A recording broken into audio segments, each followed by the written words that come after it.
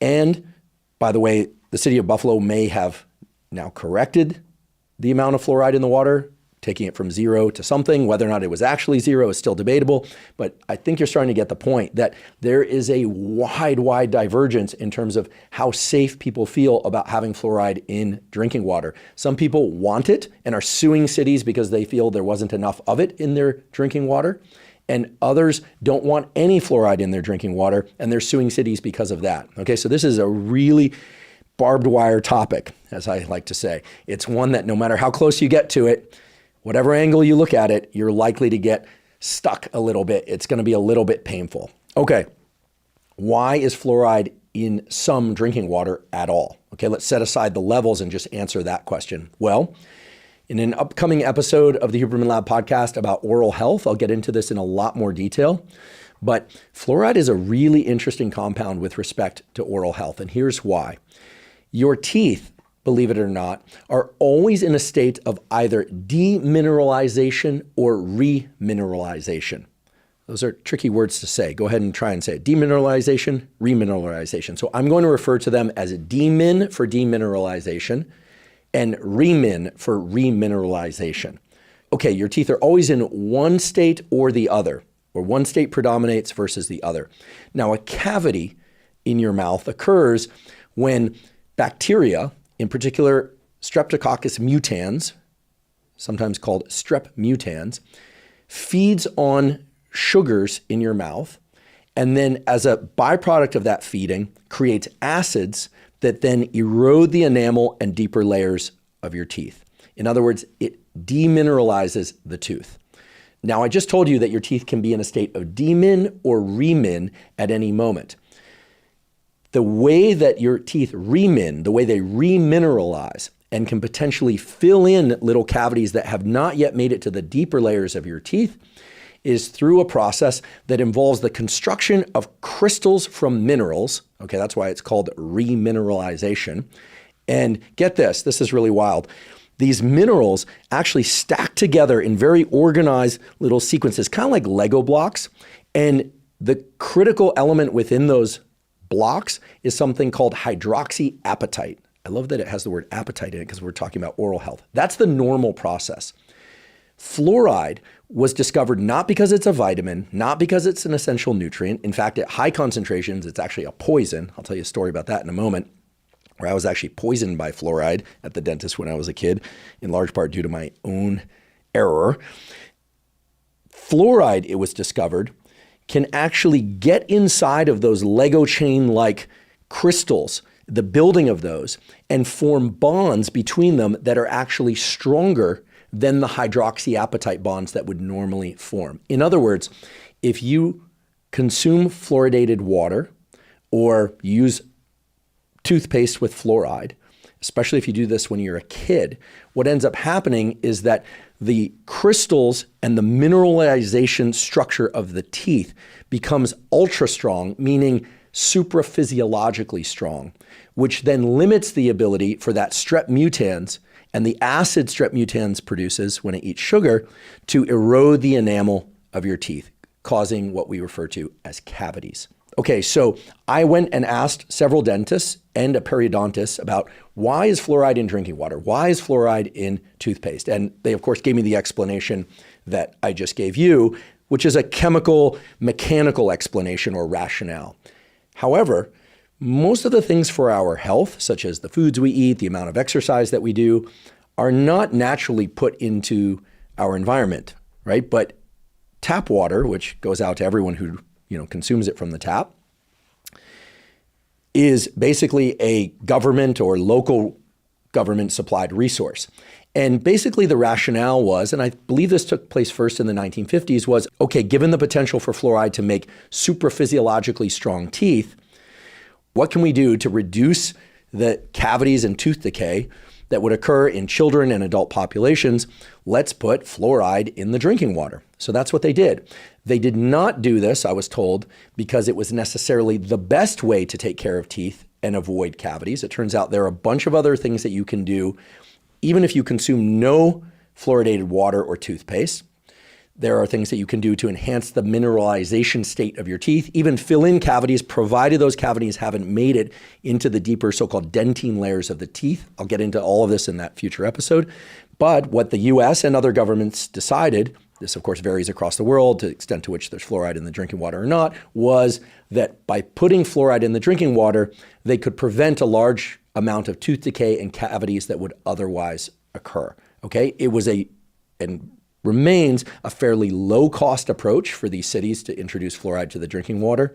And that's why fluoride is in drinking water. It is to try and create super physiologically strong teeth. And indeed, every single dentist I spoke to, including functional dentists, I spoke to periodontists, I spoke to several dentists ranging from, let's call them more traditionally trained dentists to more, let's call them alternative dentists, all of them agree that at a chemical, mechanical level, fluoride creates stronger teeth.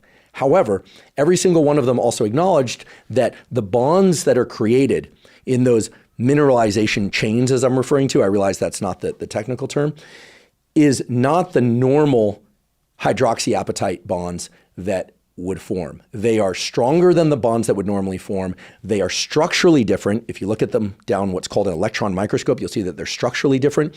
And some, not all of the dentists I spoke to, said, yeah, it would be best to remineralize the teeth to fill in any cavities that initially have formed. Again, not down to the deep layers, but they could still be filled in naturally through the building up of those hydroxyapatite natural bonds. But they acknowledge that many people, perhaps most people, don't take adequate care of their mouths and their teeth.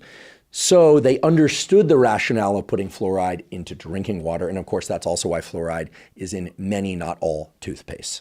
Okay, so I'm hoping that clearly answers for you the question of why there is fluoride in our drinking water at all. At least in most American cities, there is fluoride in the drinking water. Although this lawsuit in Buffalo, I guess soon to be determined, will probably tell us whether or not indeed there was a total lack or a partial lack of fluoride in the drinking water there. I'm presuming that the accusation is true, but I don't actually know that to be true. I just know that there's a lawsuit that exists. If you Google that, you can see some YouTube videos about it. There's information about this happening. There are a bunch of angry parents, and I'm sure there are angry parents on the other side. And I don't know what the kids are saying, but hopefully no matter what, they're saying them through healthy teeth. Okay, now the second half of the question was, how much is the fluoride in drinking water harming us? Okay, I'm going to answer this question very specifically. The person asked, how much is the fluoride in our drinking water harming us? Well, I already told you ways in which it is helping the strength of your teeth. Okay, that's not debated. Okay, again, there might be some dentists that say, oh, the bonds that are formed by fluoride are different than the ones that are naturally created with no fluoride, and so there might be some debate about that, but all of them acknowledge that those bonds and the mineralization of the teeth is stronger with fluoride. They understand and agree with the rationale, even if they don't necessarily agree with the practice as the best practice. How much is fluoride in drinking water harming you? Well, there are two things you need to ask. One is, how much fluoride are you actually drinking? Because it turns out there's a tremendous range of fluoride concentrations in tap water, depending on what city you live in. Now, I did an entire episode of the Huberman Lab Podcast about water. We talked about distilled water versus spring water. We talked about hydrogenated water. We talked about alkaline water. We talked about all of those things. And we did talk about fluoride. And one of the key takeaways when you're thinking about fluoride in drinking water is to know that if fluoride concentrations in drinking water are too high, or, and this is a very important or you're consuming a lot of a particular water that contains even low levels of fluoride, well, there's the potential, and again, I want to highlight the word potential here, I don't want to cause alarm, that the fluoride is causing disruptions to thyroid hormone output or on the receptor end, in other words, disruptions to thyroid hormone metabolism and usage in the body. Okay, I want to be really clear here. I don't want people to think, oh, fluoride destroys your thyroid hormone. It's the dose that makes the poison. It depends on how much. Now, the Center for Disease Control have set a recommended level of 0.7 milligrams per liter, 0.7 milligrams per liter of fluoride in drinking water as the level, and here I'm paraphrasing, that can help prevent tooth decay and promote good oral health, and that they have deemed safe. But if you want to know how much fluoride is in your drinking water, whether or not it is above, at, or below that value, you need to get your tap water tested. Now, fortunately, there are websites that can tell you how much fluoride is in your drinking water. And if you trust the data on those websites, you can simply put the city you live in into one of those websites and you'll get the information back. I'll provide a few links to those different websites in the show note captions for this episode. We also provided those links in the show note captions for the episode on water. And then you can see, are you adjusting the level of fluoride in your drinking water that's deemed safe, less than that value, or more than that value? But keep in mind that if you drink a little bit, a moderate amount, or a lot of fluoridated drinking water, you're going to be consuming either more or less fluoride. Just because there's a concentration that's been deemed safe by the Center for Disease Control does not actually tell you whether or not, okay, if you're drinking half a gallon of tap water a day versus a gallon versus just a couple cups, whether or not you are in that safe zone. And of course, this is going to vary by body weight, right? If you're a small child, those lower levels of fluoride are going to equate to a larger total amount of fluoride as seen by the volume of the body, right? If you think about this, right? Everything's, by body weight volume. This is why drug dosages are most typically calculated as a function of pounds or kilograms of body weight, right? Not everybody gets the same dose of every drug. And if you're a very large person, maybe you can tolerate more fluoride. As I mentioned before, high levels of fluoride have been shown to disrupt thyroid metabolism. It has also been hypothesized, again, this is still highly debated, hypothesized to be neurotoxic under certain conditions. That is toxic to neurons. It can kill neurons at certain concentrations, not necessarily the concentrations present in your drinking water. A lot of the evidence that fluoride is neurotoxic is from so-called in vitro studies, so studies done effectively in a dish, although there is some in vivo evidence that it can cause neurotoxicity, aka neurodegeneration. So I think when it comes to the topic of fluoride, people tend to bin out into not concerned and simply want fluoride to strengthen their teeth. Mildly concerned, kind of keeping an eye on this stuff, okay, fluoride doesn't sound great for me, but as long as the concentrations aren't too high, people will say, I've been drinking tap water my whole life and I feel great. My teeth are strong and my brain works and my thyroid seems fine. Okay. And then people who are very, very concerned about fluoride at any concentration in their drinking water, hence the lawsuit in California and other lawsuits around the country. So I believe that when we're talking about fluoride, you really need to think about the dosages and you need to ask yourself which one of those three categories you fall into. Now, if you are concerned about fluoride, it does not necessarily mean that you can't drink tap water. The suggestion simply would be to filter that tap water. And during the episode I did on water, I talked about a number of different filtration approaches. Many of those filters will filter out fluoride, and you can simply look up, water filters that eliminate or reduce fluoride. And then some people have enough disposable income and or are concerned enough about fluoride in their drinking water that they will purchase or create very extensive, very thorough filtration systems to completely eliminate fluoride from their drinking water. Okay, so you'll find different ranges of concern. Again, aside from the data of high fluoride levels being disruptive to thyroid hormone pathways and possibly neurotoxic, I personally am somebody who filters the drinking water I consume out of the tap. Unless that is, I'm going to boil water with it for making things like loose leaf yerba mate, which is one of my favorite drinks. Although lately I drink this cold brew Matina yerba mate, which by the way is made with purified water, no fluoride, and so on and so forth. But if I'm making rice or I'm making pasta or I'm making oatmeal and I need to use tap water, I don't worry about removing the fluoride from that water. However, if I'm going to drink water, if I'm going to mix, an element electrolyte pack in or just drink a glass of water or go out on a hike and take some water with me, I do use a water filter, either a filter that fills from the top and then seeps down, and the ones you put in the refrigerator, or I recently purchased a whole house filter for the drinking water taps in my house so that it does remove all the fluoride and remove some other contaminants as well. So it's going to depend on your level of concern, and it's going to depend on your disposable income and any number of other things. And I must say that every once in a while, I'll drink a little bit of tap water out of the tap without any concern about filtering the fluoride. I'm not somebody who gets hyper concerned about these things, but I do understand why some people do get hyper concerned about these things, especially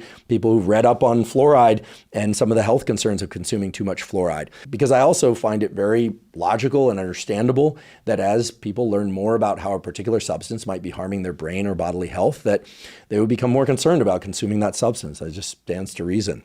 So what am I suggesting? I suggest that you figure out how much fluoride is in your tap water. I suggest that you then make a decision as to whether or not to filter that water or not before drinking it. And then, of course, you have to make a decision about what sort of financial investment you're willing to make to filter that water. You can find a list of different price ranges of water filters in the show note captions in the water episode. You may also want to watch that episode and go to that timestamp. And there's an enormous range there. I want to be very clear. I don't have a financial relationship to any of those filtration mechanisms. Again, some people have $0 to devote to that process of taking the fluoride out of their water and other contaminants. Some people have many, many tens of thousands of dollars. So it really just depends on your disposable income and your level of concern. But if you were to ask me, I would say, yeah, I think, given that the cost of most of the filters that can remove most of the fluoride is low, and given that there is some health concern of consuming too much fluoride, why not just remove fluoride from the drinking water? And then if you say, well, won't that weaken my teeth? Then I would say, well, watch the episode that's soon to come out on oral health, because it's going to explain a lot of approaches, including fluoride-containing toothpaste, but some other non-fluoride-containing toothpaste and other things that one can do that the community of professionally trained dentists all agree can really help improve the mineralization state of your teeth, and indeed can fill in cavities that have begun to form but haven't yet made it to the deeper layers of your teeth, and on and on.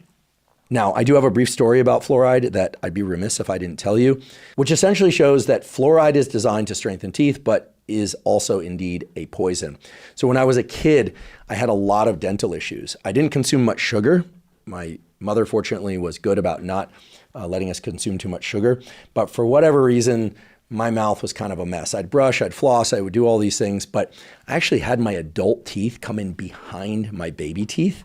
So it didn't push out my baby teeth. So not only did I not collect from the tooth fairy, which I only recently discovered isn't real, but how would I know? Because the tooth fairy never showed up, because all of my adult teeth came in behind my baby teeth. So I had to have all of my baby teeth pulled on the top. So I did not have a good relationship to the dentist as a location or a person. In fact, they had to tell me not to bite the dentist.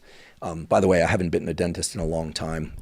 So hopefully my dentist, if watching this, is not too concerned. I do get twice a year cleanings. I think every dentist agrees that's a good thing to do. Some people may need less, some people may need more. But how do you know? You need to go to a dentist to find out. Back to the story about fluoride. I started going to the dentist quite a bit because of all these dental issues that I had as a kid. And what they used to do, I don't know if they do this anymore, but what they used to do is they give you these little trays, which are kind of like mouth guards that you would use for boxing or hockey so your teeth don't get knocked out.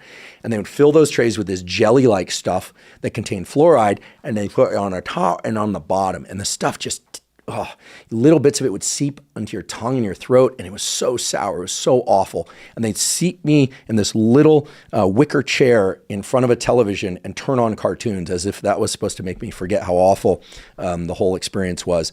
If anything, it probably just created a Pavlovian conditioned response to hate cartoons, which I suppose did not work because I liked cartoons then. I don't watch them now.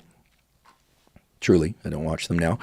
So I sit down in this wicker chair. I've got the fluoride in my teeth with these two trays, and I'm just hating this whole process. I think I must have been about 5 or 6 years old. So I decide, in my infinite wisdom, to just swallow all the fluoride paste. So I start sucking it down through these mouth guards. I can feel it going back into my throat, and it's sour and it's stinging and it's awful. But I'm thinking, okay, I'm just gonna do this, and I'm gonna sit there. I'm gonna beat the test.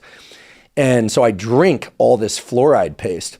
And then, of course, I got immensely sick within about 3 minutes. I stood up, I turned around, and puked all over the wicker chair. I think that was deliberate. Actually, looking back, it was deliberate. And puke all over the wicker chair. My mom comes running in. What happened? What'd you do to him? She was very protective of me. Thanks, Mom. What'd you do to him? And then I said, I just swallowed the stuff. They wanted to do it again, and I stopped doing the fluoride treatment at that point. Why did I vomit? Well, I vomited because fluoride is indeed a poison at high concentrations. Now, do I tell you that story to make you afraid of giving your kids fluoridated toothpaste or fluoridated water? No. By all means, do what you think is best for you and for your children. For me, however, I've made some effort to avoid fluoride toothpaste. I do go to the dentist, as I mentioned, about once a year. I confess during the pandemic, it was probably less as they were, busy and it was hard to schedule, et cetera. I've had very, very few cavities in my adult life, hardly any. and my gum health is very strong, et cetera, largely through taking on protocols that I'm going to describe in the oral health episode and that were recommended to me by friends who are both dentists and other friends who are periodontists. Because again, there are a lot of things that we can do to strengthen our teeth in natural ways by building up those hydroxyapatite bonds, which are the natural bonds that teeth form. And yes, believe it or not, being able to reverse some early formed cavities as long as they haven't made it deep into the tooth. Also things like using a soft toothbrush, because if you brush too hard, if you take that approach, you're going to brush your teeth really hard, get them really, really clean. Yes, you'll scrape off all the biofilm, you'll avoid tartar buildup, but you can really cause some tenting of the gum tissue above the teeth, and those little recesses back in there are where bacteria get in. And there's now a lot of really strong evidence showing that some of that bacteria can translate into cardiac disease, can translate into metabolic disease, and maybe even into some neurologic disease. So it's serious stuff. Oral health is one of the most important areas of health, and it's one of the most overlooked areas of oral health. And I think people generally fall into two categories. And I'll use these two categories to frame up the episode on oral health that's coming. One category of person seems really bullish on their oral health. They're like, keep my teeth white and clean, and they floss